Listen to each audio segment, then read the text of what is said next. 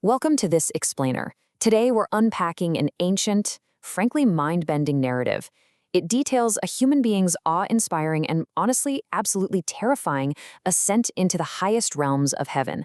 We're looking at a text that chronicles Enoch's celestial journey, giving us this incredibly vivid, almost overwhelming map of the cosmos exactly as it was understood in antiquity. Okay, let's dive right in. I want you to put yourself in his shoes for a second. Imagine being escorted by divine beings up into the upper levels of heaven, completely unprepared for these staggering, otherworldly sights that are waiting for you. How would you react if you were suddenly pulled into a realm of fiery angels and just infinite light?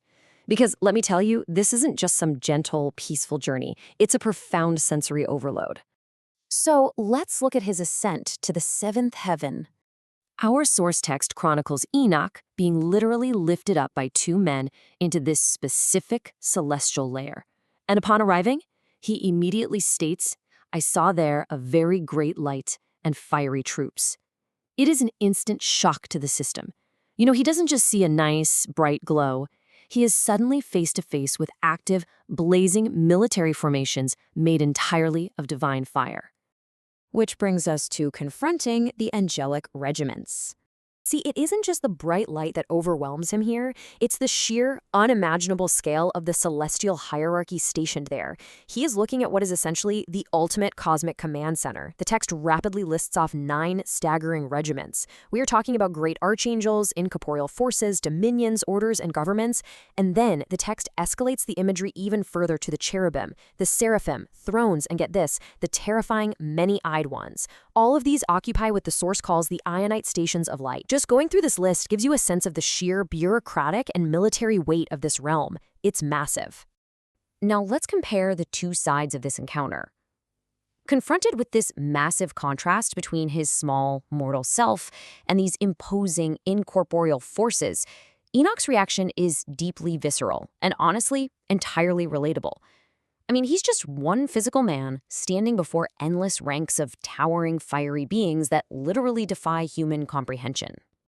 So the absolutely crucial point here is his emotional state.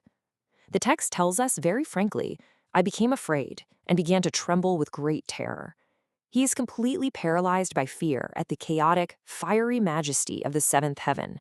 It's just a profound moment of human vulnerability in the face of absolute, unfiltered divine power. But then, we see a shift from terror to comfort. Exactly at the moment of his deepest panic, the narrative introduces this profound emotional transition. He isn't just left there to tremble in fear indefinitely. The two men guiding him offer immediate reassurance.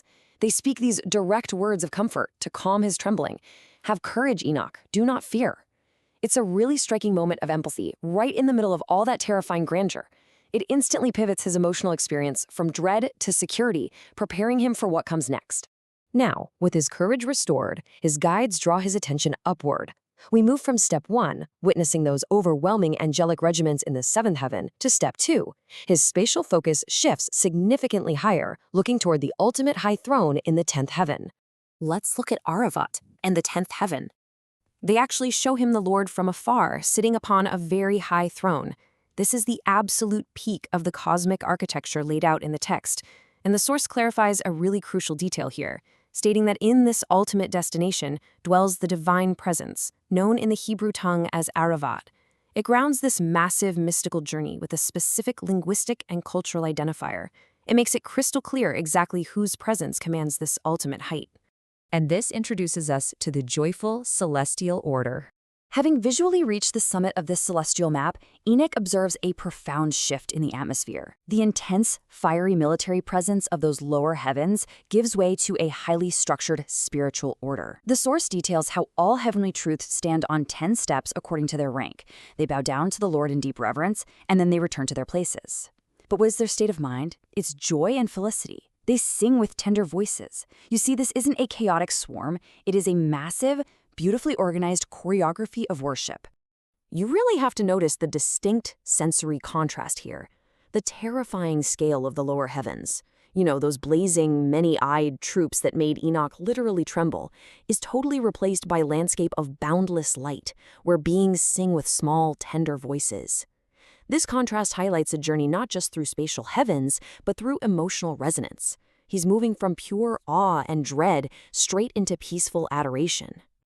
Ultimately, what began as a journey of paralyzing terror transforms into a serene vision of perpetual, joyous service and endless comforting light. The infinite light up here, it isn't blinding or scary, it's the warm backdrop for an eternal, joyful cycle of honoring the Creator. It perfectly encapsulates Enoch's complete emotional transition from deep fear to lasting comfort. Which brings us to our final point today. What does Enoch's transition from terror to joyous comfort actually reveal about the ancient understanding of divine order? It leaves us with a really fascinating final thought. Think about how this ancient text uses one man's deeply human emotional journey to map out a universe built not just on intimidating power, but on profound structure and infinite peaceful light. It challenges us to think about how early thinkers perceived the cosmos. Was it a chaotic void to be feared, or an ultimate harmony just waiting to be revealed?